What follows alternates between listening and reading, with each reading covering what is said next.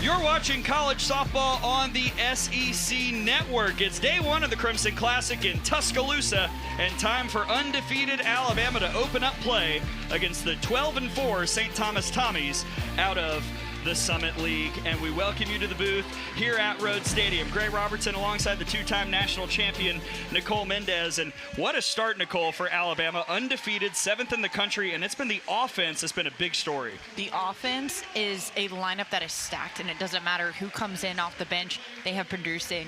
The biggest thing that I've been noticing from this team is in the moments whenever Alabama has come through, it's come at different parts in the lineup. So whenever you're able to have that, you go into not just this last series, but going into conference, very confident. Absolutely, and to your point, we have seen it from the Alabama offense 1 through 9, and that is what makes the Tide power so dangerous. It can come from anywhere at any time. We got the chance to talk with Murph, and that was what he was saying, is it's so fun to watch this team. Typically you look for maybe 3 people in a lineup to lead the charge. Right now it feels like there's 8, 9, 10 more than a single lineup can hold, so that gives them a lot of freedom as they continue on this marathon.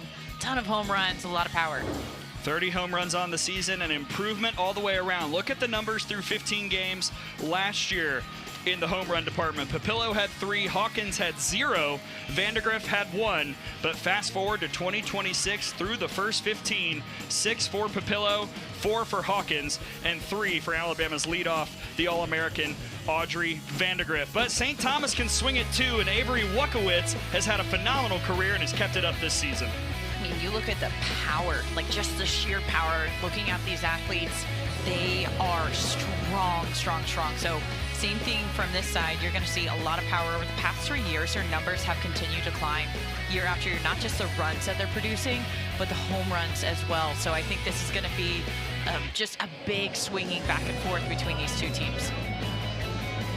And not a big surprise to see Wuckowitz back up there at the top of the order where she usually is, as we take a look at the rest of the starters put together by Jen Trotter, the head coach for the Tommies. Yeah, and then in the 4th spot, you have Ella Cook.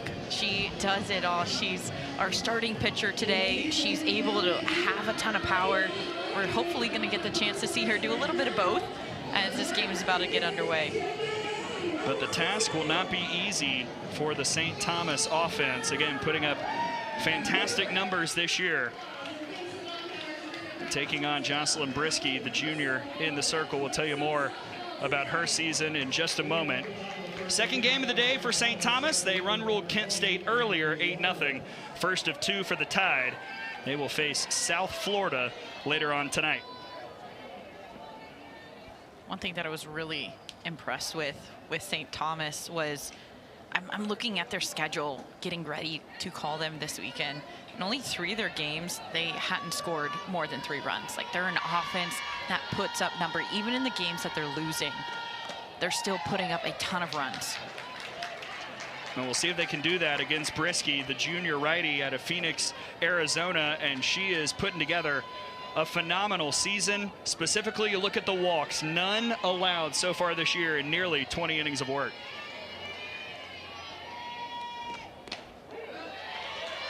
One thing that you're going to see from her, a lot of rise balls. She works her movement well through the zone, and as a pitcher, being able to command that up part of the zone, you don't see that too often. But if you're able to have up and down, that makes hitters have to decide, and they're going to be swinging and missing, caught in between often. She gets that first gate. That's what we're going to be seeing from her, not just so far this season, but all over. I mean, there it is right there, that rise ball. Just a lot of movement late. These hitters, they're not going to have a lot of time to make that decision. Now 1 gone for Lakin Leinhard, who grounds that one foul. The graduate student from Cresco, Iowa, transfer from North Iowa area college, 3rd season with the Tommies. First team All Summit League last season, and earlier today drew a couple walks and drove in a run against Kent State.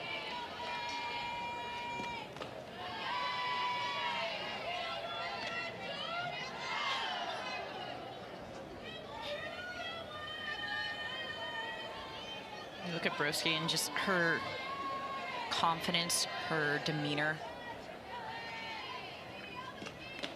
Really over the years, it's developed, and it's been able to, I love whenever pitchers find their rhythm and find their groove, not just on the mound, but mentally.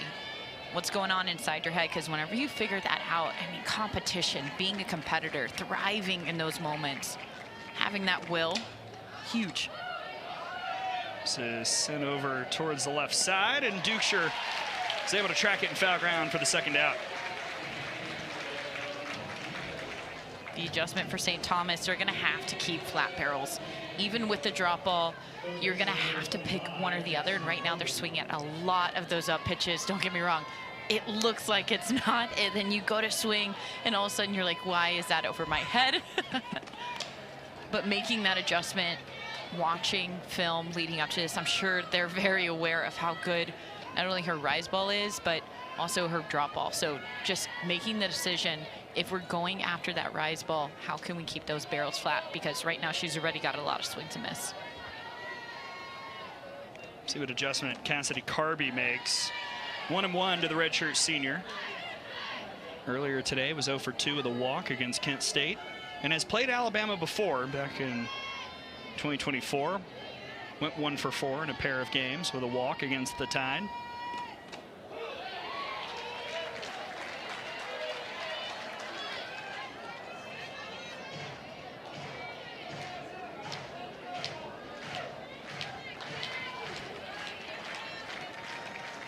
The 1-2 from Brisky. Got her. Papillo will make the tag to secure the out, and Jocelyn Brisky is able to close with a couple Ks in the first. This is the pitch. Dirty, dirty, dirty. Late movement. Alabama, they're in it.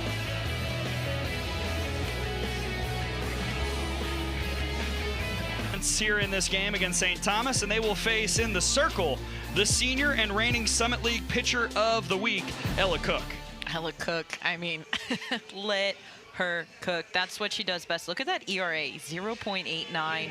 She doesn't surrender a lot of free passes. Excuse me, she doesn't give a lot of free runs, but a lot of free passes, 16 against a team like Alabama. You're going to want to be able to manage all those 4 zones that she handles very well. Starting off with the All-American Audrey Vandegrift at the top of the order.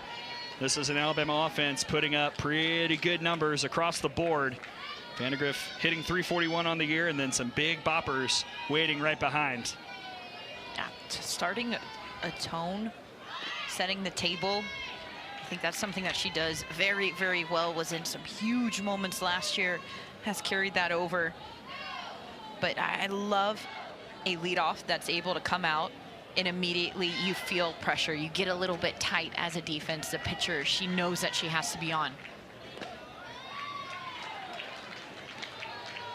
And oh, by the way, the sophomore Vandegrift was excellent in the Crimson Classic last year. Was an all-tournament selection in the Crimson Classic. Hit .545 with 4 walks mixed in there as well.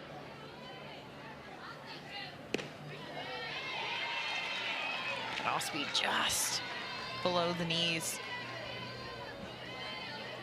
And this is where Cook does get into trouble. Free passes, especially with the team like Alabama, who is so hot.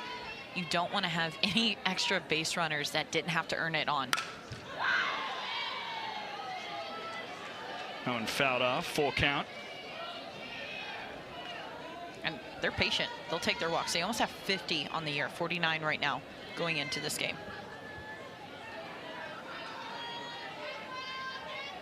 Alabama entering in 6th in the SEC in OBP. Here's the payoff from Cook.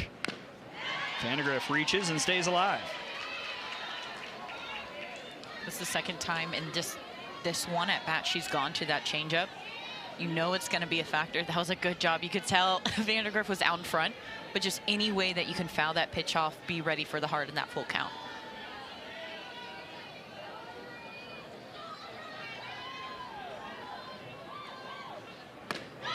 And that's high and tight.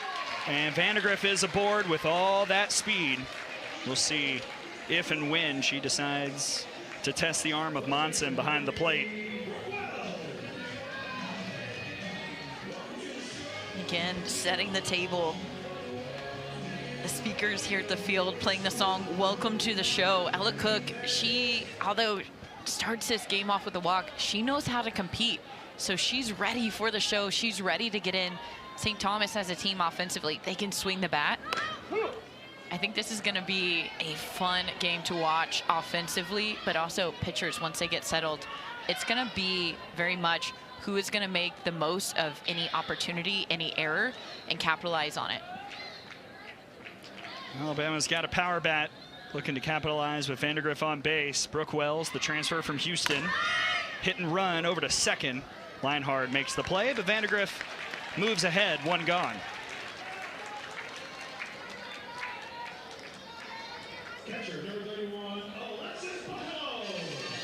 One thing about Alabama, not only do they have a ton of power, but speed, speed, speed. So anytime you see somebody on base, odds are they're pretty quick as well. That opens up whenever you have those big bats to call those hit and runs. So you're not taking the bat out of your hitter's hand, but you're also giving your base runners a jump start, trying to get those balls that are in the gap with a runner on first. Instead of first and third, you're going to get runners scoring at the plate because they are getting that extra jump. They're running. Well, and you couldn't ask for a better hitter to have up with a runner in scoring position, and Alexis Papillo hitting .500 in the last 5 games. Waits and sends it out to the gap. Papillo sends it out of the yard. Home run number 7, and the Tide strikes first here against the Tommies. This is exactly what you're expecting from Alabama's offense. Seeing it a couple times already. There's the off speed, and Papillo does such a great job sitting on that pitch. Her body is very still. You can see no out in front. She's able to keep her body centered, her head in the middle, and then the extension just sends that one flying out into left center. Alabama taking advantage of any miscue, free passes, and already they're up 2-0. RBIs 21 and 22 this year for Papillo, who is just outside the top 10 in the SEC in both home runs and ribbies. And now here's the senior Marley Giles, Clanton, Alabama native.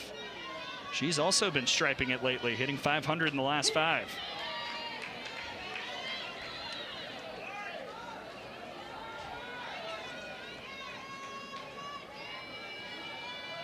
So now we'll see what the response is in the circle from Ella Cook after giving up that home run. Got this place electrified for a moment.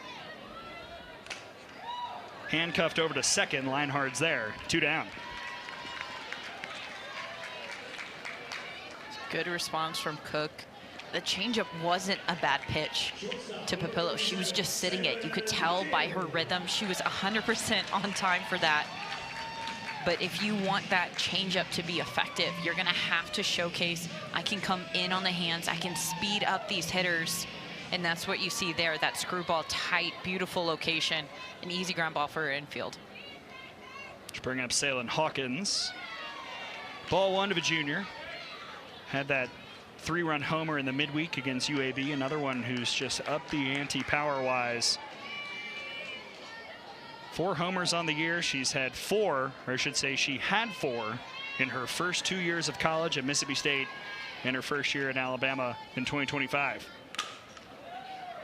Well, a hard inning of work for Leinhard at second. She's able to help out on all 3 outs, but the Tide gets on the board. Alexis Papillo had the 2-run shot. Papillo all over this one. The balance, the power. She puts Bama on top, 2-0. And they're going all in with momentum and the bats. Here in Tuscaloosa, Alabama leads St. Thomas 2-0 thanks to an Alexis Papillo 2-run homer. And now it goes back to Brisky in the circle. And we talked about the no walks so far this year. Basically throwing very few balls. You look at the strike percentage against Florida State, 83%, against UAB, 85%. And as Brisky has been working back from an injury she sustained before the year started, she's just been very efficient these last few games. Yeah, whenever you come out as a pitcher and you have numbers like that, you already know that they're going to be working efficiently and they're going to be peppering the zone probably early on. But with that, not only does she not throw balls frequently, she doesn't throw them together. 0 walks on the season so far is huge, huge, huge. You can tell she's really dialed in and being able to locate her pitches, having control, having command on both zones, especially as a rise ball and drop ball pitcher. Those are hard pitches to locate right at the top of the zone, right at the knees, to get those hitters to be able to swing and miss as often as they do. And she misses that one low. 1 and 2 against Ella Cook. You know, as a hitter, when you're facing a pitcher who throws such a high number of strikes per outing, how does that change what your plan might be as you step in the box? Going into this, if I'm St. Thomas, I'm thinking I'm swinging within the first 2 pitches. Normally an aggressive approach is 3, but whenever you have a pitcher, again, you're doing your scout, you're looking at what's ahead, you're preparing for the weekend, and you see a pitcher with an 83, 84, 82% strike rate, you have to adjust accordingly. And so you're going to get your best pitches from the pitcher early on. The more out in front she gets with the count, the more she's able to expand, and that's where she gets a lot of those chases. Well, Cook is battling here, and she does a nice job staying alive on that drop. Still a ball and 2 strikes on Ella Cook.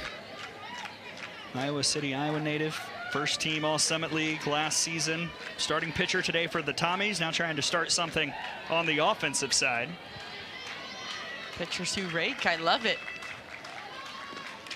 I always say pitchers and catchers have the advantage whenever they're hitting, because they know not only what spin looks like, they know the IQ of what a pitcher's thinking, what the sequences are, but also they know what the strike zone is very intimately in the game already. Cook trying to hang around. Another 1-2. Got her. Brisky's 3rd strikeout today.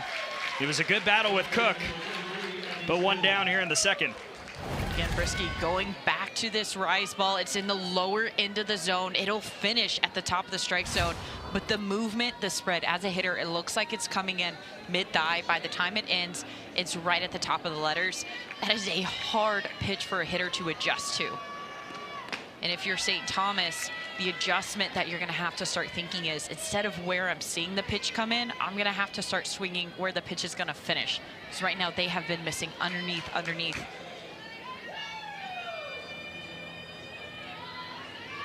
See what adjustment Abby Sterling makes. She'll take that one to even the count.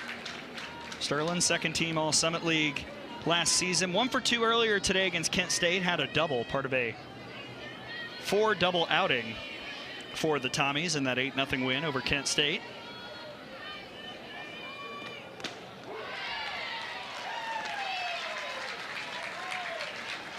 St. Thomas, they already have over 20 doubles so far this season. They have a lot of power. We talked about that.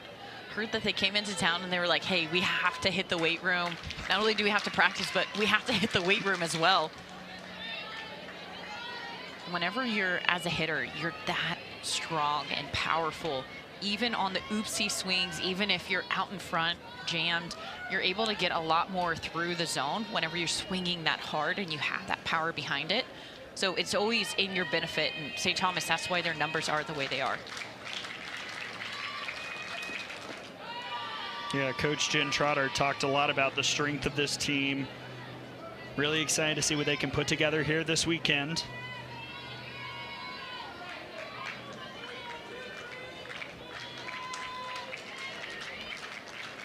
Two-two. Sterling able to stay alive again. It's a good battle by Sterling. Even on that one, drop ball that was higher up in the zone, swinging on top of it. And that tells me she's looking for that up pitch. She's trying to foul off anything that's nearby, but she's preparing herself for that rise ball that she knows that's coming. There it is, but Brisky wins the battle, 2 down. Disrupt the timing, then get the strikeout. That is what has been the name of the game. Another rise ball. This one a little bit higher than the last one we just saw. Finishes up on the mask by the helmet. Just climbing that ladder so well. Right now, Brusky is absolutely grooving as she faces Cameron Monson, senior out of Woodbury, Minnesota. Summit League honorable mention selection last year.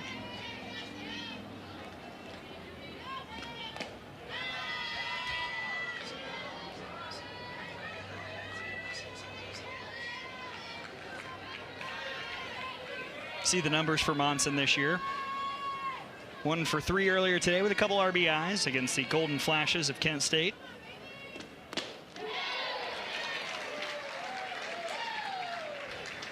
As a hitter, whenever you get ahead in the count 2-0, that's the pitch that you want to look for. Doesn't have as much up or down break, a little bit more lateral. Well, you've got to think too, especially against a pitcher like Brisky, who hasn't walked anybody this year, that's the time to really be aggressive. Exactly. She's not going to throw too many balls. Statistically, you know this is going to be right in your wheelhouse. It's going to be the most hittable pitch. Well, Brisky strikes out the side. Oh, man, 5 Ks for the junior in the circle through 2 innings of work. This one again up in the zone. Rise ball, rise ball, rise ball. 3 strikeouts in a row. Back in the first, and Bataille trying to stay undefeated, 14-0 on the year as it stands right now. And as results come flying in around the country, the number of unbeaten teams in college softball still 5. Florida, Grand Canyon, North Carolina, Tennessee, and the Crimson Tide. We'll see if Florida can stay unbeaten. They take on UCLA, and that game starts actually in about 5 minutes. But these teams have all done what's hard to do in this day and age, and that's just keep on finding ways to win. Especially with some of those teams on there, they've had a gauntlet that they've gone through. Florida, I think a lot of people are anticipating what do they look like facing against a UCLA team that put up insane numbers at the Mary Nutter this past week, and I got the chance to call them, and it was fun to watch them pass the bat. But the biggest thing across the board is offense. All those teams are able to produce runs. We've been talking about it all game with Alabama and how it's not just one hitter in the lineup that you're relying on to get the big hit, but it could be anybody at any time stepping up. It doesn't have to be a home run. Hard hit in the gap works. Taking the walk to get on base, that works too. And I think those offenses that do that very well, they are the most productive whenever it comes to that. And of course, everyone knows you have to score to win. The team that scores the most runs, they're going to be the ones that walk away, and those are the ones that are undefeated. That one low and away to Jenna Young. Yeah, Alabama, you know, you could make this strength of schedule argument after a couple weeks, but it's hard to deny the 2 road victories at Florida State last week. Offense was outstanding, pitching phenomenal as well against the Noles. This is a slow roller. Cook will show the athleticism and make the flip for out number 1. That was not an easy play for anybody to make, much less a pitcher. I love this season. I've been seeing so many pitchers come off, and as soon as that ball is out of their hand, they have become defensive players. Being able to field that ball, that is huge to get the leadoff out, but made it look very easy. Just kind of flipped it over nonchalant, like, hey, here you go. Opportunity now for Abby Dukeshire. Senior out of Kindred, North Dakota. Kindred High School product in our final year of softball eligibility. Will be going to play basketball at North Dakota next hoops season. Trying to get the bat rolling here in 2026.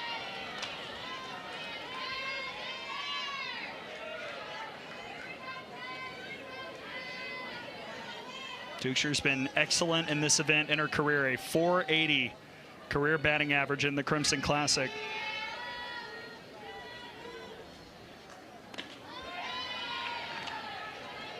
Good hold by her, just waiting. I think as this game is going to develop, you're going to see hitters that have high IQ. You're going to start to see them pick the pitches that they want to hunt, that they want to go after. You can always make a plan going up to the game, but whenever you actually see it live in practice, that's a different story. That rise ball from Broski looks a little different. That screwball from Cook maybe a little bit sharper of a bite than you were expecting. So as a hitter, the high IQ ones, they narrow it down, go after one pitch, and they zone on it all the way through. Duchscher stays alive there. Well, Ella Cook has thrown against Alabama a couple years ago when a third of an inning gave up a hit and a run. But a lot has changed for all the players involved, the teams. Now Ella Cook locked into a battle with Abby Duchscher. Right over to second base, and Leinhard has another nice defensive play. 2 gone. On that one, just an easy line out. She's done a good job feeding that right side of her field. But you can see the shadow starting to creep across the field. That one not quite impacting that play yet, but that's going to come into play for this defense, especially as that sun starts to set over in right field. Your second baseman, if anything's up in the air, shoulder high, it's going to be tough. They're going to have to navigate through that.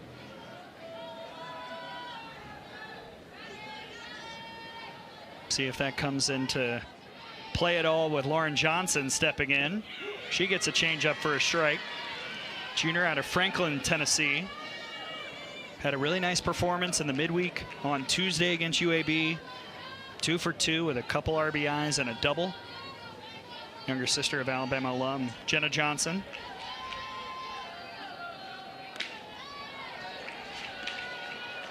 Again, going back to the fact that Cook, she can't take a single batter off in this lineup.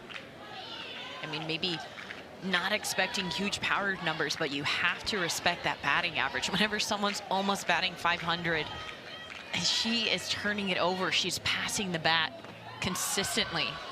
And Johnson, she knows that her role on that half is to be able to get on base, put herself in a good scoring position, and whenever somebody ultimately hits it in the gap, which Alabama has done so well, come around and score.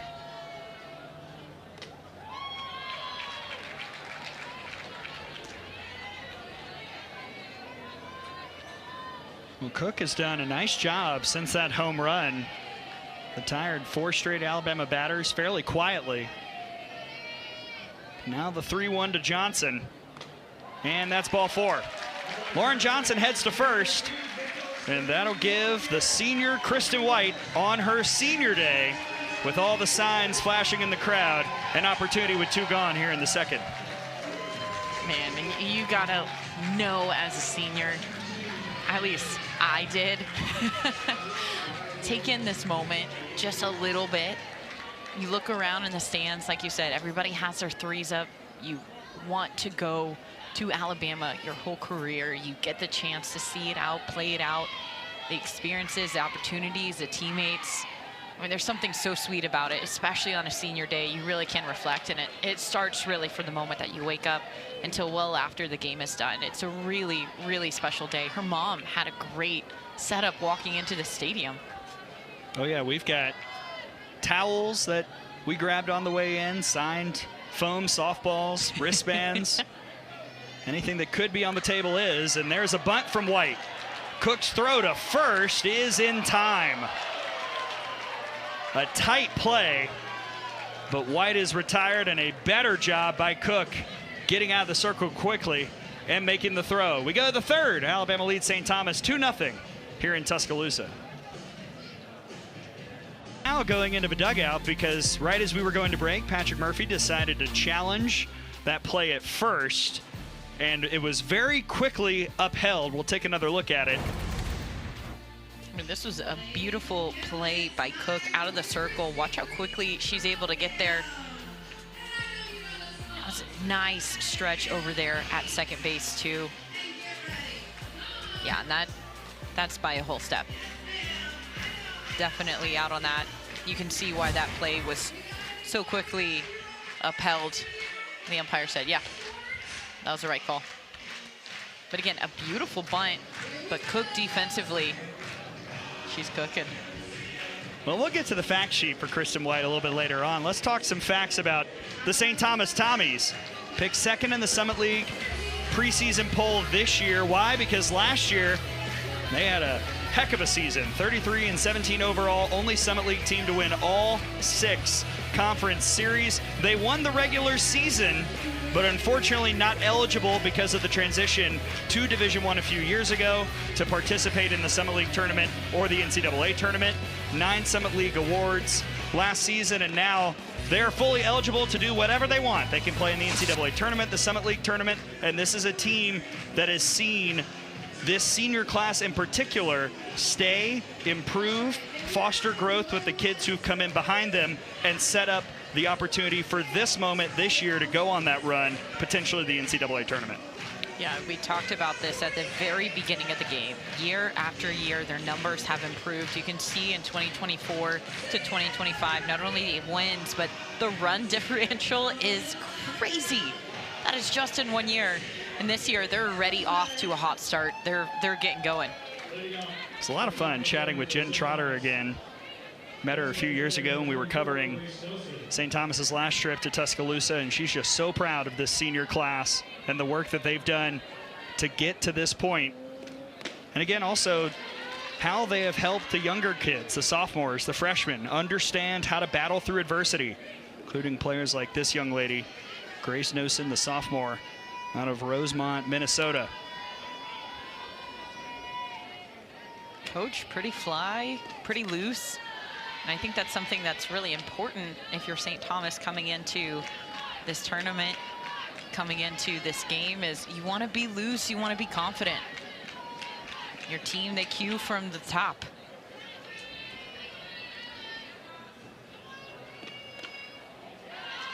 Little in, 2-1.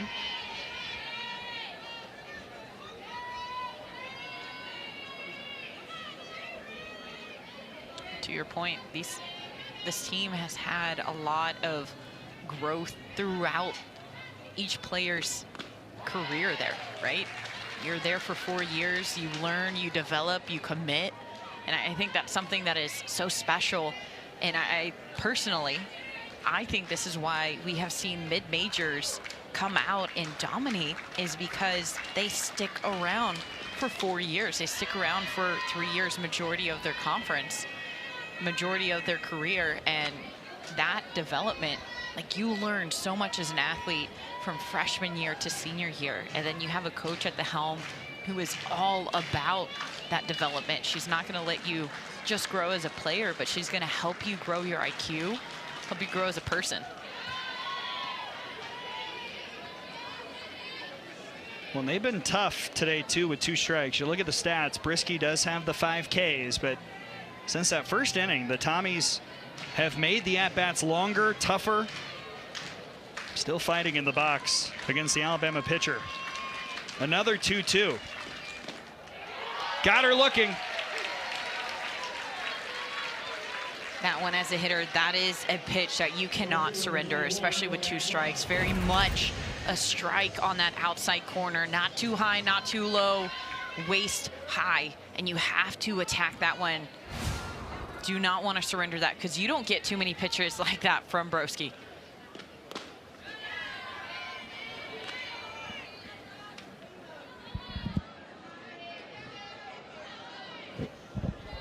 Here's one of the seniors, Morgan Klein, out of Burlington, Wisconsin. See the numbers on the year, hitting .304. Had a double earlier today. A couple RBIs as well against Kent State. As we mentioned, second game of the day for the Tommies, Alabama's first. South Florida is the opponent later on, 30 minutes after this one. Rolled over to short. Hawkins is there, 2 away.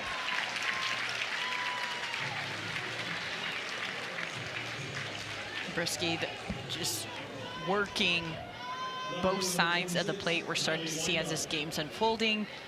Knowing St. Thomas, they're a good hitting team, they're going to make those adjustments. You're starting to see her work both sides of the plate, multiple zones, not just a rise drop, but also that screw. Weingart hits that one foul, but well struck.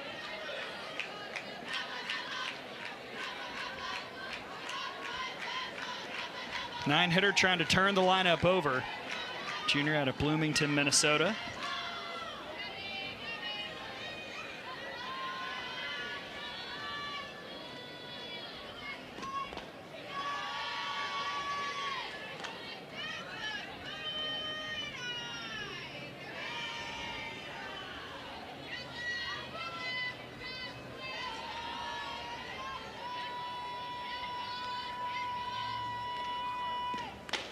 1-2.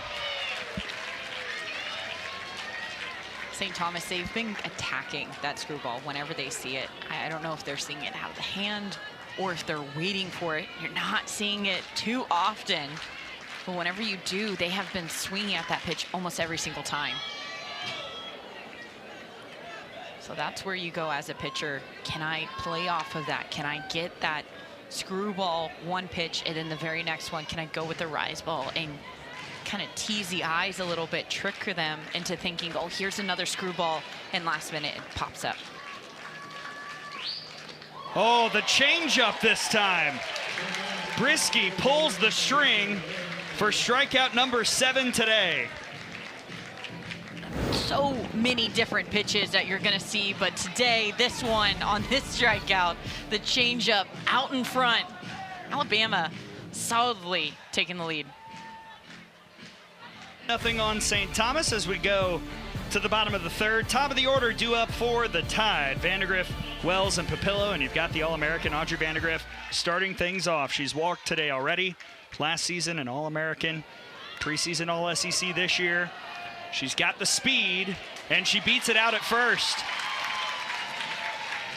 And look at the passion from her. I mean, you get a bunt down. The way that she's able to angle this, you can see her pull that barrel towards first base. She knows who's on the mound and how quickly she gets off. It has to be down the line. Otherwise, she has no chance, even with her kind of speed. And that's perfect placement right there. And Cook did not play that poorly. Now we'll see if there's perhaps a challenge. Coach Trotter waited a moment before popping out, and I think we will indeed see a challenge at first. This one very much a bang-bang play. Both challenges that we've had, this is the second one today, but both of them have come off of the bunt. Both of them on the Alabama offense. Murph challenging it last inning. And then now here. This one, I think, was a lot closer than that first challenge, though. Very bang-bang. But to me, that kind of looks like that heel struck the base before that glove closed in.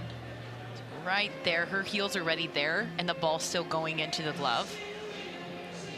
And remember, with reviews, it has to be enough evidence to where you go, okay, that is enough to overturn the current call. So if you're looking at this and you're like, I'm still not sure, it's kind of iffy, the call is going to be upheld unless there's a different angle or different something that the umpires are seeing that we can't see. For me, there's not enough here to make me go, yeah, I'm very confident that that ball was secure in the first, in the glove, before that heel touched the bag of first base. Well, you've got to remember as well, the call on the field was safe. Vandegrift standing over there with assistant coach Kayla Bro. Here's the call. Is indeed confirmed, and Vandegrift is aboard to start off the third inning. So we haven't had the chance to see this, but this year with reviews, if a coach does a review and they get it right, they actually get to keep it. So both of them out one review, but if they had been correct, St. Thomas would have still had 2 reviews left on the board. And I think that is great. You want to reward, coach shouldn't be penalized for something whenever they get it right. There goes Vandegrift, and she steals second with ease after Wells pulled back the bunt. However, looks like perhaps Vandegrift left early, and that's the call.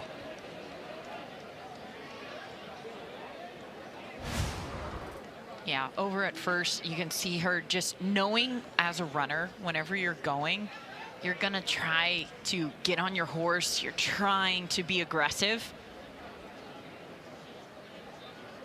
And as umpires, knowing that you have a lot of speed, they're going to pay an extra close eye to this.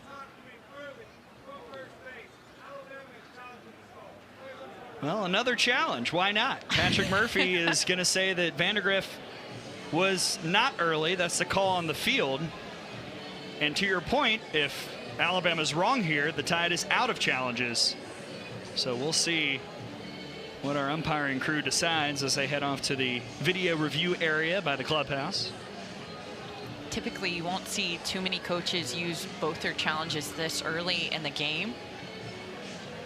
But having a runner on second with probably most of your production, that's huge.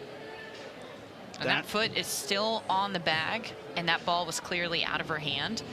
This is the right call to challenge this. So, again, typically you don't see it this early.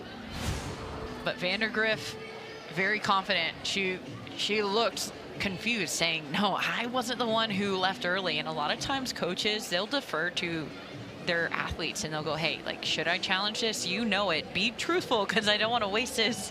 But do you think you were safe? Do you think you left early? Do you think you applied the tag? And you'll see a lot of coaches just kind of check in with their athletes before they decide to make the challenge or not. Well, and also going back to the getting your challenge back piece of all this, again, a new rule this year in college softball that coaches have been asking for years. I'm not sure Patrick Murphy challenges that if A, Vandergriff isn't as confident as she is, and B, that he doesn't get the challenge back, assuming that this has changed and Vandergriff is going to be called for leaving on time. Yeah, that's such a good point. A runner in scoring position is nice to have, especially in the top of the lineup with no outs. But like you said, if you're able to get that back and you're right and you get to keep your runner at second base, why not? Yeah, you can see that toe still on, and now it starts to come off. And that ball is well out of the hand.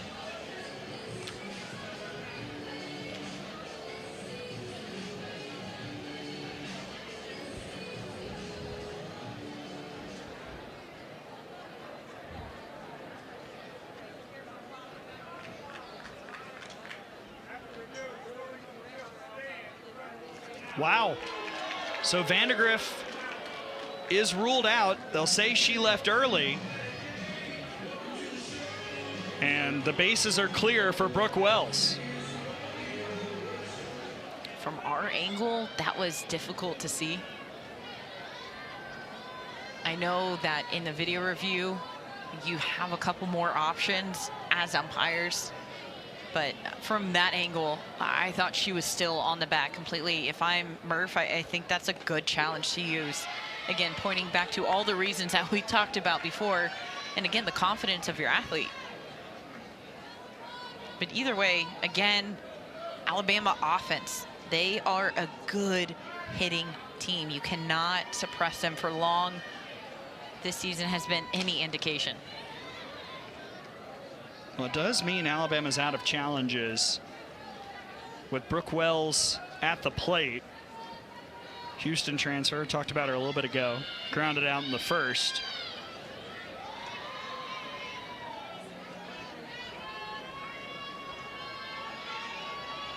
Entered this game hitting .417 in her last 5. And with real easy power in that swing. And Patrick Murphy's been really impressed with her eye as well, not doing a ton of chasing when she steps in the box. Yeah, leads the team in walks with 10. And then second most in the team with 15 RBIs. But she goes after the changeup, and Cook gets out number 2. As this game has developed, we have seen Cook settle in this changeup. This is the first time we've seen that changeup drop off the plate, and I think that is huge for her. She's able to keep that angle whenever she's throwing that off speed. I think she's going to see a lot more success early on in the game. That home run, for example, to this hitter right here that is stepping up with Papillo. It was a changeup, but it was flat. There was no downward break at all. Ooh, and Papillo's hit by that pitch. She'll head down to first. 2-out base runner for the Tide. This one is a rise ball that just gets away. That front shoulder from Cook opens up just enough. Bring that ball across. And if you're Alabama, you're going sweet. A free base. You have a whole lineup behind her that is able to have production. Second time through here, a lot of these hitters, first time, you're seeing it. Maybe some pitches that you thought would be one way or another didn't quite turn out. You have the adjustment in mind. The second time up, you're working with that adjustment. You're trying to get settled, make something happen. Giles sends this out towards right field. That'll drift foul. 1-1 on the senior. So if you were facing Cook, what would you be looking for your second time up? If I'm facing Cook, I'm waiting for that screwball. I think we've seen Alabama chase after pitches, especially for the righties that are away from them. Seen a lot of ground balls. So not only am I looking for that screwball as a righty, that ball is starting away from me, coming in. I'm trying to hit that screwball up back to right center.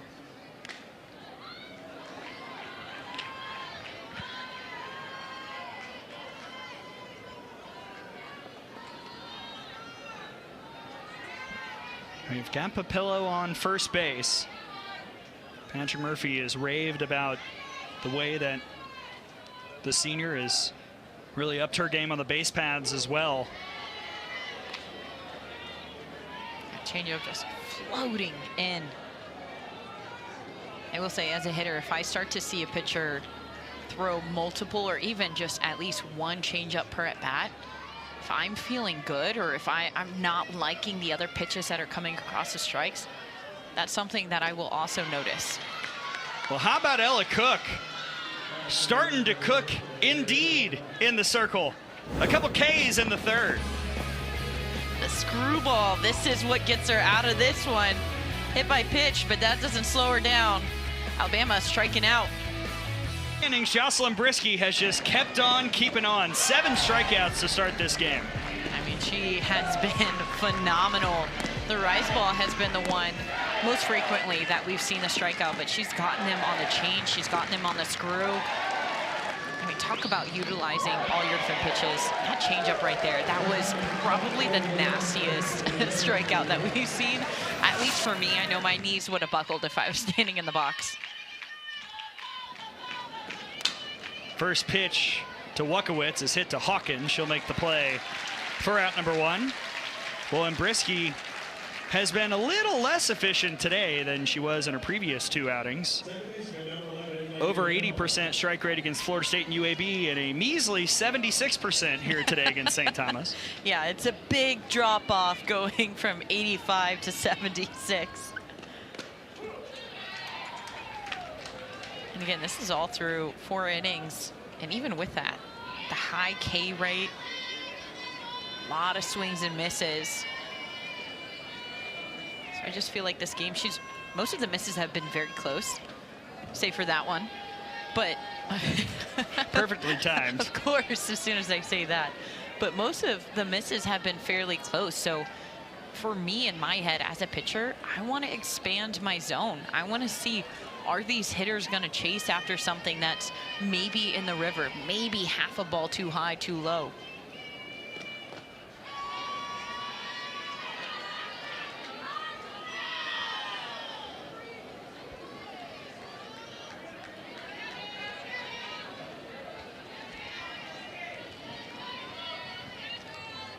Two-1 to Lakin Leinhard.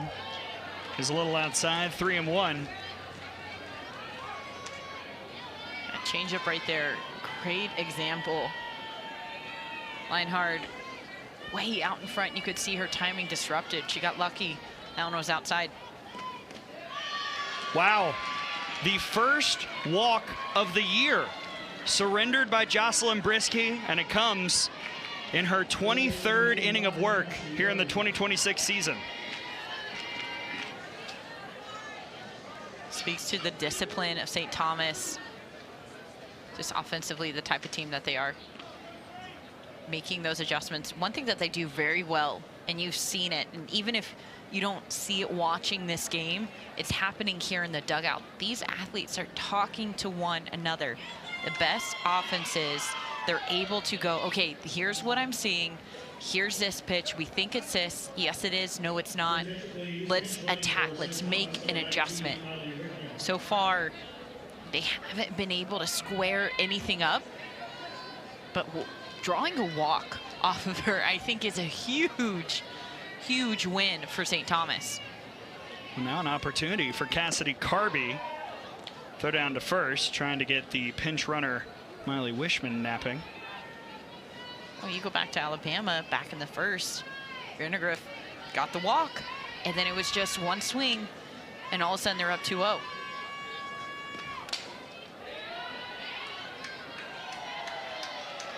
Great, you mentioned capitalizing on any opportunity, right? And this is where, if you're St. Thomas, this is the most opportunity that you've had, and it's just a runner on first. But again, the power that they have with their bats whenever they make contact, they hit it hard.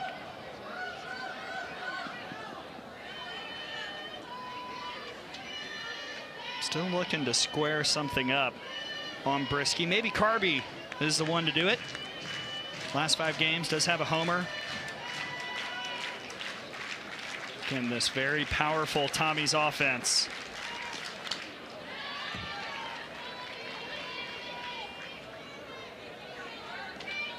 Brisky working in tight on the hands, right underneath the armpits. Whenever a hitter gets ready, you can see it underneath, right where those letters are. If you're able to spot that as a pitcher, that's a tough place to get your hands to. Oh, what a pitch. Went way upstairs and got the strikeout. Well, you look at the cadence and the rhythm of this at-bat. Brisky slowly working farther up and in as it progresses. And after that tough pitch, just one before where it's that foul ball, you get that pitch, that rise ball that's tailing in. Here's the first hit of the ball game for St. Thomas. It's Ella Cook. And now 2 on, 2 out for the Tommies. Early swing, and the aggressive mindset pays off for the senior Cook. That was a nice piece of hitting, just seeing that pitch. I think sometimes as hitters, you often try to force something or try too hard. Best swings are whenever it's pitched, try to send it back the same way. Mindset of, I just want to hit the ball hard. Oftentimes, good things happen. Big cut from Sterling. You saw it on the graphic, 6 home runs, tied for the team lead in bombs. So this is one of those hitters you would want up if you're the Tommies in this situation.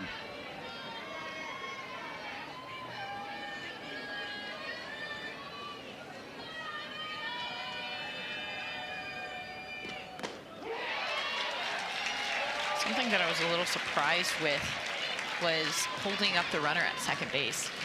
That ball was hit hard, yes, but it was hit down the line. Whenever you have a righty right fielder, their body, they have to make not only a far throw, but they have to switch their body into position. And Brisky gets out of it. First real chance for St. Thomas, but Jocelyn Brisky ends it with strikeout number 9 today. Strikeout number 9. Brisky, she goes back to her dealing. Screwball inside, and the threat is eliminated. Alabama, Hawkins, Young, and Dukeshire. Kinsella Cook in the circle. Still 2-0 Crimson Tide as we go to the 4th. So far, the 2-run homer by Alexis Papillo in the first inning is standing up. Ella Cook, though, has done a nice job really bearing down these last few innings, has started cooking the strikeout a little bit more, stranding runners, and now we'll see what she can do against the Mississippi State transfer Hawkins, who grounded out back in the first.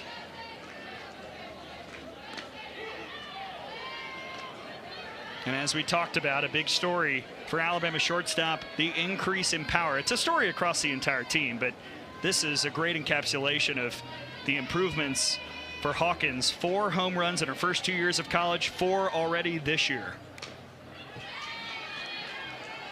As a hitter, to make that kind of power change, I think that comes with a lot of body awareness and mindset. And what I mean by that is body awareness of my swing doesn't look the same as the next person's swing, not trying to replicate their swing, but feeling what works for my body. And then the mindset, being tough.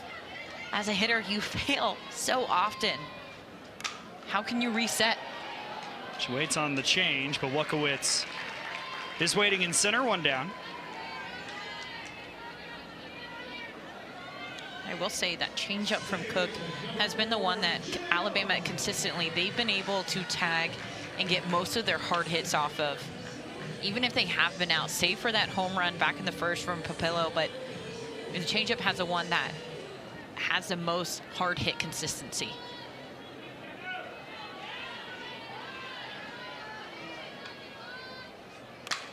Jenna Young, opposite way. This could be trouble, and it tails foul by a few feet. Young, she has a lot of speed, but kind of sneaky power. She'll hit for balls in the gaps, and if you're a good base runner, being able to read, see where your defense is, shift accordingly. Right now, there is a huge, huge gap out there in left center. Just begging for a double to go that way. Young attacks that very spot, and it'll drop for a base hit.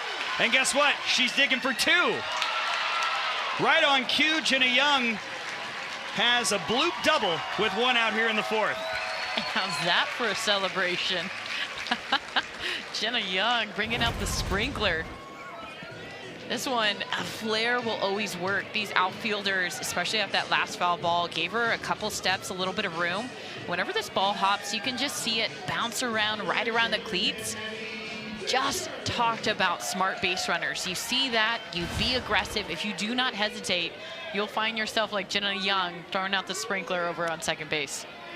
Double number 5 this year for the Iowa transfer. Now a great chance for Abby Dukeshire. Soft liner in the second.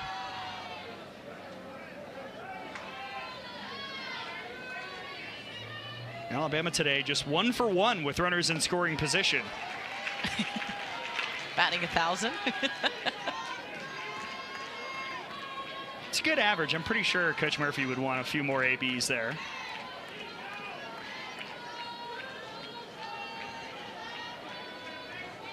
Be able to talk to Murph and just chat with him about this year's team. I think the cool part whenever you get to speak to coaches as a former player, as an analyst, as a fan, is seeing what makes them light up. Because as much as I love watching the athletes, these coaches have to bring in new athletes year after year, teach them year after year, maintain culture year after year. It's just really fun picking his brain before the game today. I loved what he said about just how much this Alabama team loves to compete. And I think that's going to pay off huge dividends whenever you get to conference season that's quickly approaching, much faster than I think any softball fan realized or expected it to. I feel like it always sneaks up on you and you're like, whoa, conference is next weekend. Oh, nice pitch. Change up by Cook again to sit down Dukeshire. That one, beautiful. Typically comes in around 50 miles an hour. You can see a smile from Cook. She's just been like so unassuming.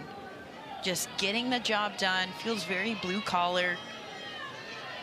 Really impressed with what she's been able to do off the mound as well, defensively.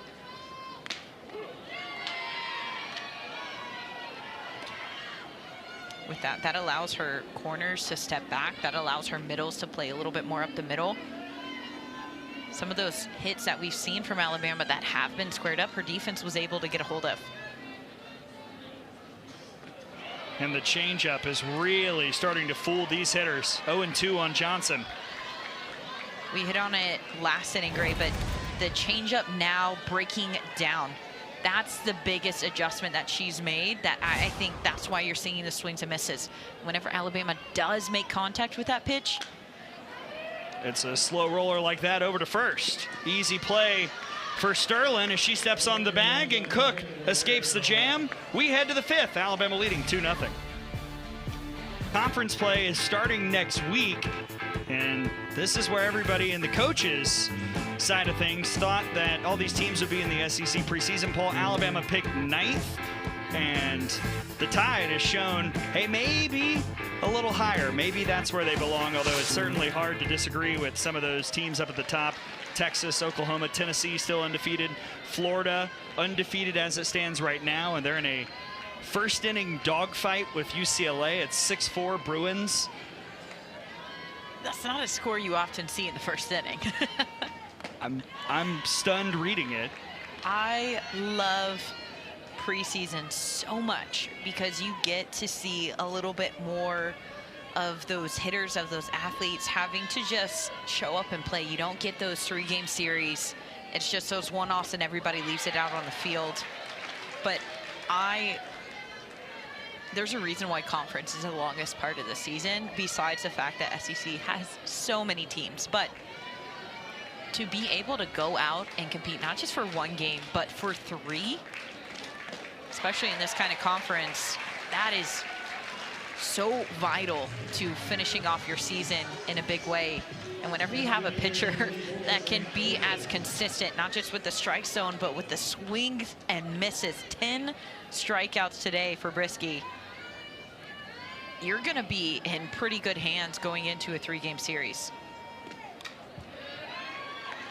Well, with those 10 strikeouts, that's a new career high for Brisky, sitting down Monson, facing Grace Norson, who also struck out back in the 3rd.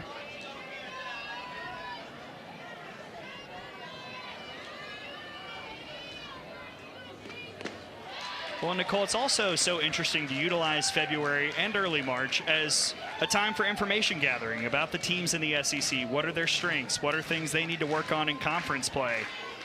I feel like we've learned a lot about the teams in this league 1 month in.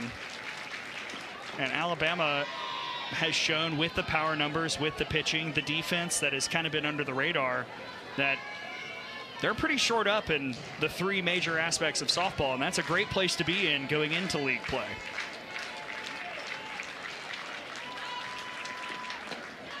To that point, great. They're also showing that there's still room for improvement. Not that they're not playing well, but oftentimes the teams that come out and absolutely are dominating, they tend to, not always, but they tend to fizzle out towards the end of conference, towards the end of the season. You want your team playing good, solid softball and just getting hotter and hotter as the season goes on. So this is a great place for Alabama to be as they start to enter in SEC play. And what I mean by that is hitters knowing themselves, knowing their identity, pitchers feeling confident.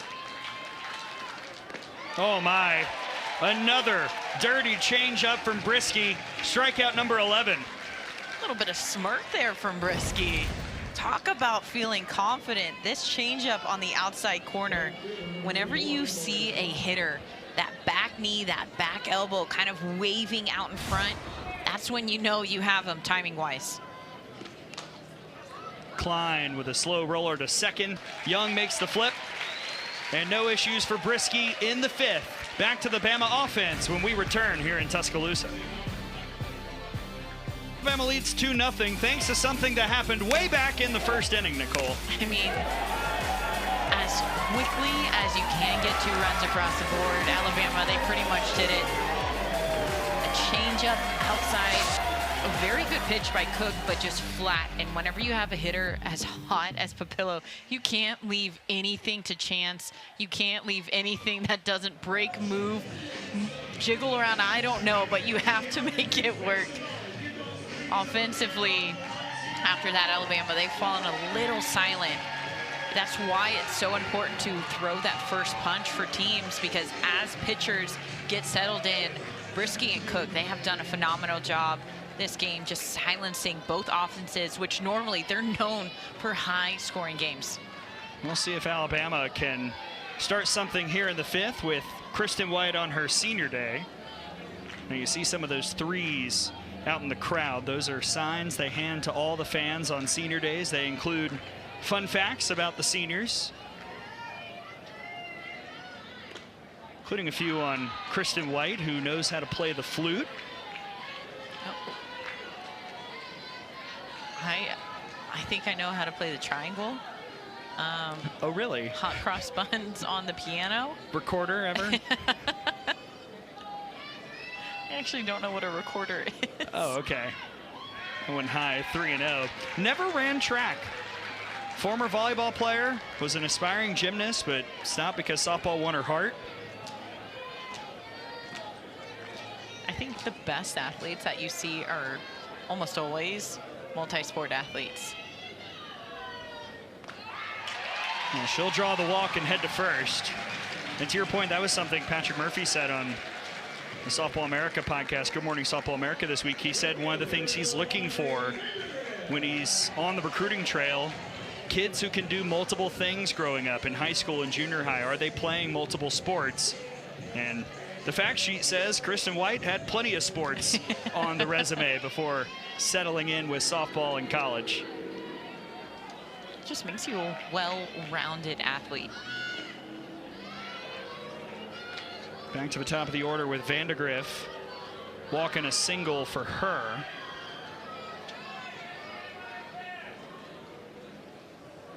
Glad that you're with us here at Rhodes Stadium. Gray Robertson, Nicole Mendez, our entire crew here in Tuscaloosa. First of 2 for us, first of 6 this weekend as part of the Crimson Classic. Got a lot of softball ahead of us. It's going to be fun. I mean, this has been such a fun game already, starting off. Just a pitcher's battle.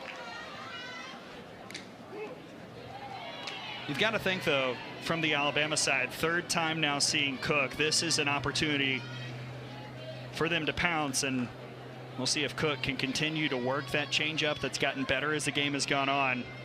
Keep hitting the corners to both righties and lefties.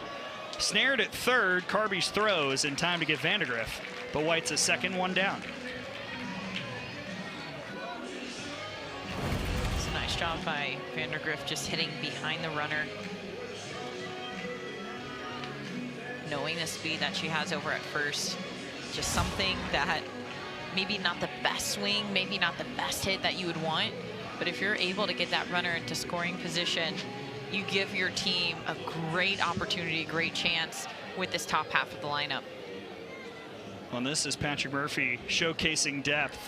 He will pinch hit for the 2-hitter Brooke Wells, who is 0 for 2 with a ground out and a strikeout, and go with the freshman Anna Roman out of Oviedo, Florida, Hagerty High School.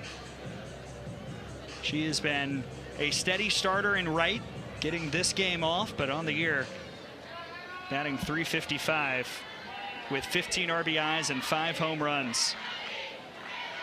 I think that's a number that you can't ignore power-wise,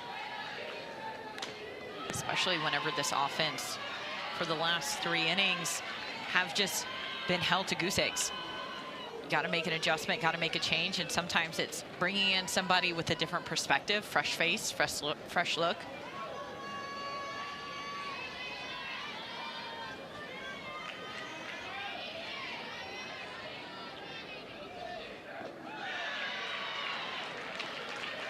That change up, the spread difference, that is almost, it's 16, 18 miles an hour difference, almost 20 miles an hour difference. As a hitter trying to adjust and sit both, that is difficult. This is on the ground to second. Leinhardt is there. 2 gone as White takes third.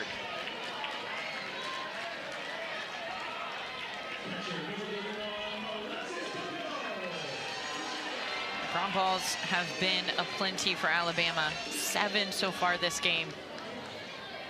That screwball from Cook, working into righties, away from lefties. We'll see how Cook decides to pitch Papillo. Had the 2-run homer in the first, was hit by a pitch in the first pitch of that plate appearance in the third. On the year, hitting .429 with runners in scoring position and .500 with 2 outs.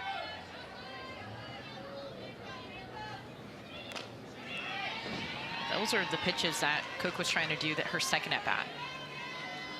Like you said, you mentioned that it hit her on that very first pitch. It was a rise ball inside, and Cook, that front side just flew out, took that ball with her, and you got that free bag, but she is not going to give her anything that she can get that barrel extended out on. You have to be careful, though. Hitter like Papillo, if you stay on the inside too long, she might be able to turn on it. This time the changeup is in there for a strike, 1-2.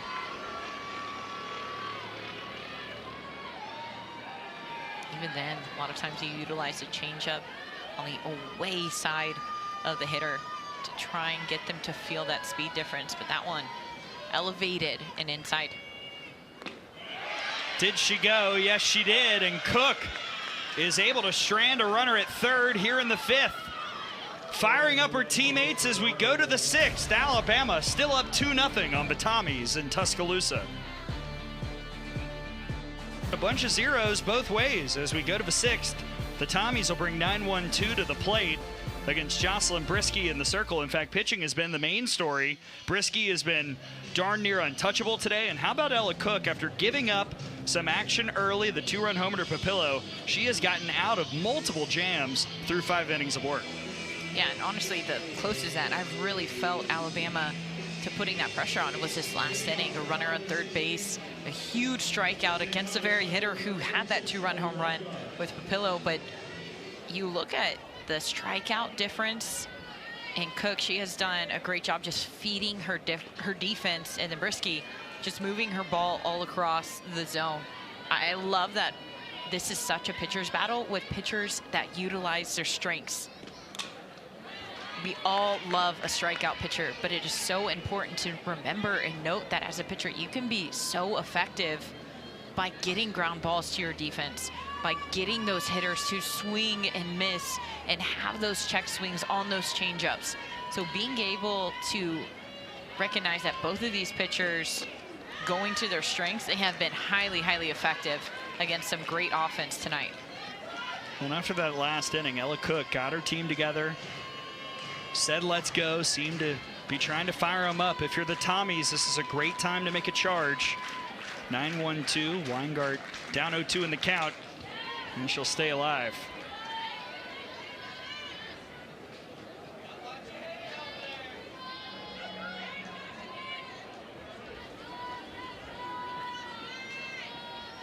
Well, Weingart here leading off the inning.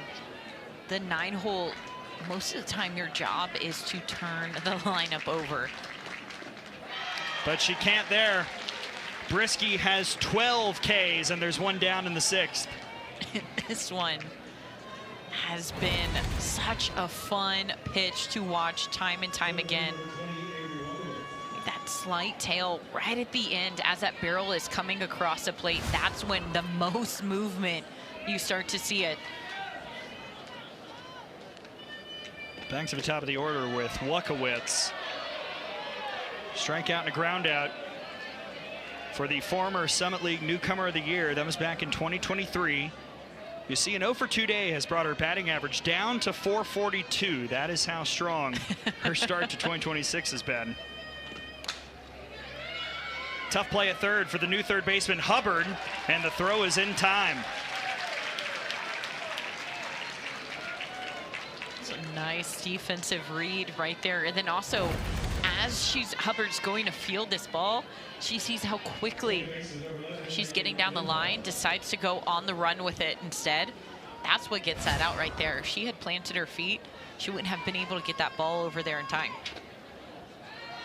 Part of a couple defensive changes for Patrick Murphy here in the 6th. You've got Maddie Hubbard over at third. Abby Dukeshire has moved to first base now. 2 gone for Lakin Leinhard.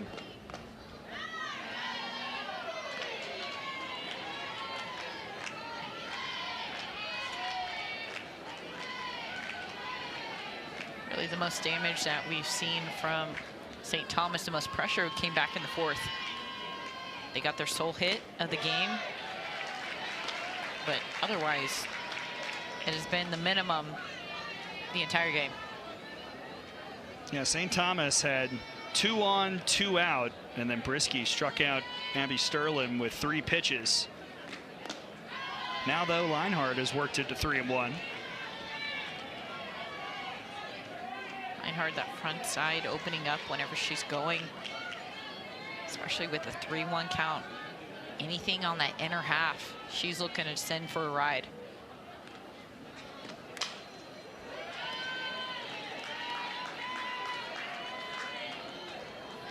was the one that she wanted to look for. Sometimes as a hitter, you see it and you go, oh my gosh, there it is, and you want to chase after it. Staying within your body, letting the ball come to you.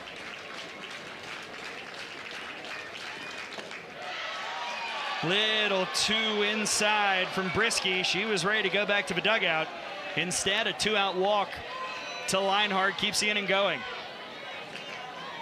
Brisky, she's only had 2 walks this game. She's only had 2 walks this season. Not something she's very accustomed to, and it wasn't just her, it was the rest of the defense. They were looking like they were ready to sprint back off the field. Chance though for Cassidy Carby.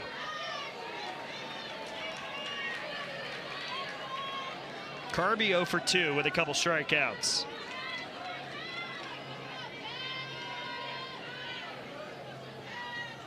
She is the tying run here in the 6th.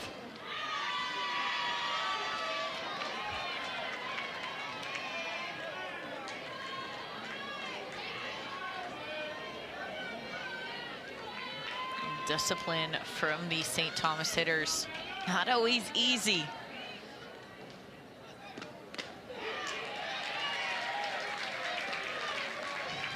I love that look from Brisky. In the box, Carby, as that pitch was coming in, she slowly started shuffling away, trying to prepare herself for that inside pitch. Brisky just dots up that pitch on the outside corner. And she gets strikeout number 13. Smashing the career high. Jocelyn Brisky has been on fire. Brisky, right now, she is unstoppable. She is going to be a force until this offense continues to propel themselves. And so far, that's been it. 2-0 tied as we journey on to the bottom of the 6th. Both teams have had opportunities. Alabama a few more than the Tommies, but the pitching has been strong in the big moments. Jocelyn Brisky for Alabama, Ella Cook for St. Thomas, who has really delivered big time. And now we'll see what the middle of the order for the Tide can do as they look for a little insurance here in the 6th, starting off with the sophomore, Maddie Hubbard.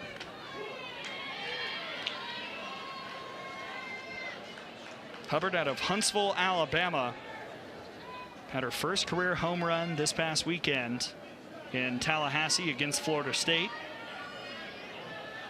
See her setting up the very back of the box, away from the plate. That screwball from Cook, it has been consistent all game long.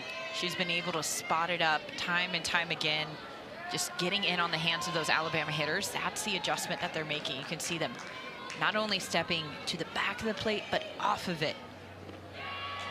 That just allows themselves to get a little bit more room. An inch or 2 is huge in softball. So as a hitter, if you have an inch or 2 more, you're able to get those hands through and extend. And I'm sure Cook, very high IQ pitcher, you've seen it all game long. She's noticing that. She, in turn, will make some adjustments as well. That one fouled away, 2-2. That's the chess match, right? I mean, you see it as the game goes on, pitching versus hitting, coaching staffs squaring off, making adjustments to the adjustments that have been changed from adjustments prior. And then you'll make the adjustment next inning again. Yeah. Well, whenever you go through a lineup, this is now the 3rd time through for Cook, you have to make those adjustments. That one right there, again, we talked about the screwball, the hitters getting that extra inch or 2. So what's the adjustment there? Cook, she has the screwball tail, but she gives a little bit of rise ball spin to it. So then it goes up and in on the hands of the hitters.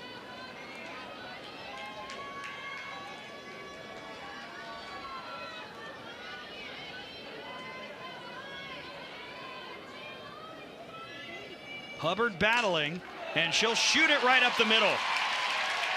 Nice job by the sophomore, Maddie Hubbard, starting off the 6th with a base hit. And that right there, that adjustment pays off. Everything from Cook is tailing from glove side over back to arm side. So as a hitter, you know the ball's going to be breaking towards you. Let it get deep. Send it back right where it came from. This one, a hard hit up the middle. Loves the way that she's able to use that extension with her swing. Doesn't try to lift it, doesn't try to do too much, but lets that ball come to her. Well, now trying to cash in on this chance. This is the 4th time Alabama's had the leadoff reach today. Hawkins waited on the change. The bunt was good. She's out at first, but Hubbard moves over to second base. I have been so impressed with the placement of Alabama's bunts. And the crowd very much in tune with softball IQ. If you're able to get that runner into scoring position, that's huge. But this is a difficult play. To be able to jump up, get that ball behind the plate. It's a nice shot by Munson. The defense, as much as I said I was so impressed with the bunts, but the defense for St. Thomas, I mean, has been phenomenal. They've made some really difficult plays that a lot of teams wouldn't be able to make, and they wouldn't be able to make it close. They have gotten batters out by 1-2 steps already. Well, now trying to get out Jenna Young, who did double back in the 4th. That one fouled away. This has been a bit of an issue for Alabama. 1 for 5 today with runners in scoring position. Situational hitting really has been a strength for most of the year, just having a little bit more trouble adding on to that 2-0 lead that started back in the 1st. Young, by the way, is .500 on the year with runners in scoring position. But that's over to second. Leinhardt's throw is in plenty of time, and Hubbard waits on third with 2 outs. That right side of the field just seems a lot of action this game. A lot of ground balls over to second base. Cook giving Leinhardt some easy one-hoppers. Yeah, 5 assists, 2 putouts for Lakin Leinhardt at second. Another runner at third for the Tide. Here's Abby Dukeshire. Jammed over to short, and the catch is made by Frecking to end the inning. Last chance for St. Thomas. Alabama leads it 2-0, 3 outs away from starting off the weekend 1-0. We'll finish up when you come back. Game pitching has been mainly the story, but both teams have put together some good swings here today, Nicole. Great swings whenever the ball is squarely put in play, but there hasn't been too many opportunities. Alabama with the most, but Cook, huge role not only at the plate, but offensively as well for her team. Like we were mentioning, there's not a ton of balls that have been squared up. It hasn't been a lot of action. Most of the base runners, free passes. We had 1 hit by pitch. But other than that, you have to scratch, claw, fight your way to get on base, to get something through this infield, to get something through this defense for both teams. Well, you saw it there. The 1 hit for St. Thomas is from Ella Cook. She starts off the inning. Strikeout and a single, and she'll take a bit of a walk after fouling that one off her leg.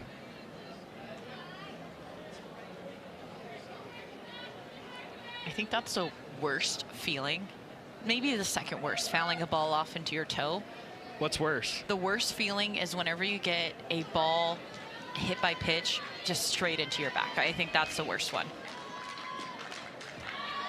But as a hitter, you foul it off into your toe, you got to shake it off, and then immediately stand in again, knowing the pitcher probably will want to go back to that same exact spot.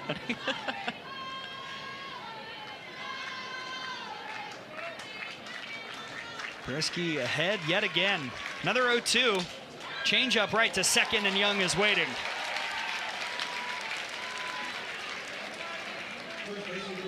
Nice job by Cook keeping those hands back, getting that hard hit. But again, defense, they have just been positioned so well for their pitchers, knowing where their tendencies are. Whenever people do get hits off of them, where do they go? Both teams just set up very nicely. And keep in mind, this is the final game of the day for St. Thomas. Alabama will take on South Florida about 30 minutes after this one ends. Abby Sterling looks to start the rally here in the 7th.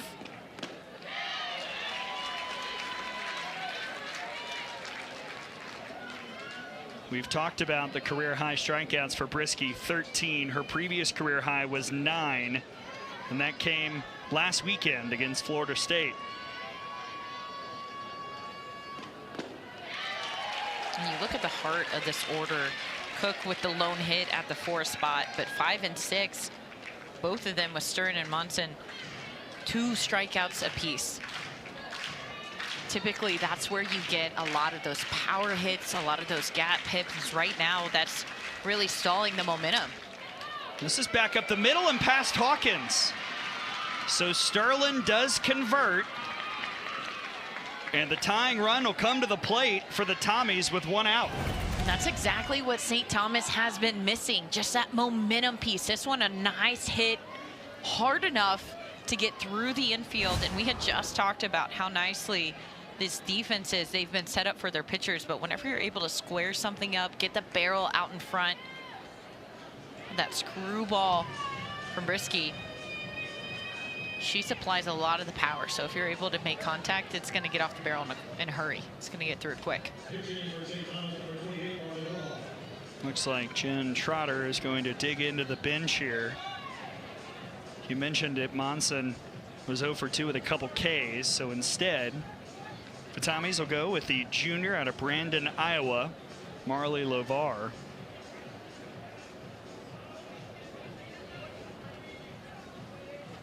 Coming off of the bench, you're here in the top of the 7th. This is your last opportunity. You get a runner on base, you get that hit. How prepared are you? Have you been watching? Have you been talking to your teammates all game long? Have you been paying attention?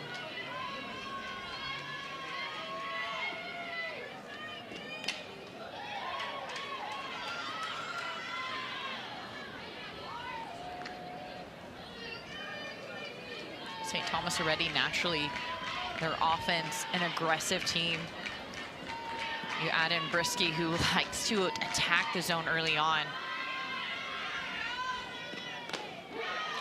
Quickly 0-2.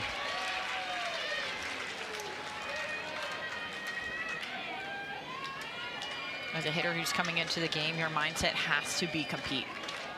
It's not going to be easy, but you have to compete. The game can feel really fast in this type of situation. How quickly can you lower that heart rate? Whether that's a deep breath, whether it's a phrase that you say to yourself, but being able to get back into that neutral spot. Got her. Strikeout number 14 for Brisky, and Alabama's an out away. Brisky, really, as this game has gone on, she has gone to this pitch time and time again. St. Thomas, they see it, they want to pull on it, and last minute it drops off. It's been very effective for her, but again, what pitch really hasn't been for her this game? The rise ball, the changeup, the drop. Seen her work all corners of the plate. Trying to finish off Grace Nosen quickly, 0-2.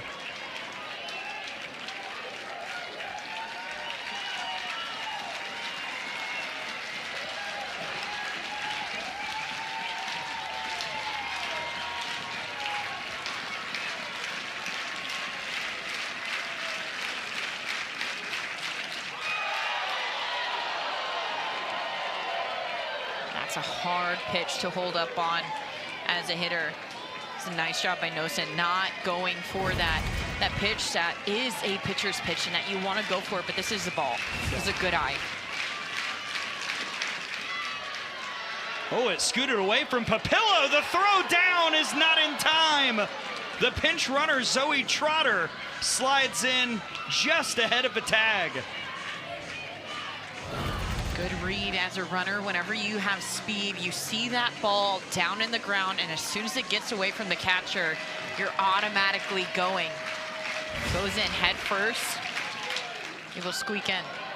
Popped up on the right side. Young is tracking, and that'll wrap it up. A tour de force from Jocelyn Brisky. Complete game shutout with 14 Ks, and Alabama wins it 2-0. This was an absolute dogfight, but Brisky comes out of this victorious. Whenever you have 14 strikeouts in a game, it's pretty hard not to come out with the win. You gave your offense the best opportunity. You minimize a big-time hitting team. Talk about gamer, talk about clutch, not only in this game, but Brisky, this is going to be a name to watch as Alabama goes on into the rest of their season and the rest of this tournament. And they'll take on South Florida in about 30 minutes right back here at Rhodes Stadium. For my partner, Nicole Mendez, and our entire SEC Network crew here in Tuscaloosa, I'm Gray Robertson saying so long after Alabama stays unbeaten and beats St. Thomas 2-0. Thank you so much for joining us. This has been a presentation of the SEC Network. Alabama, South Florida coming up in about 30. We'll see you then. Have a great evening, everybody.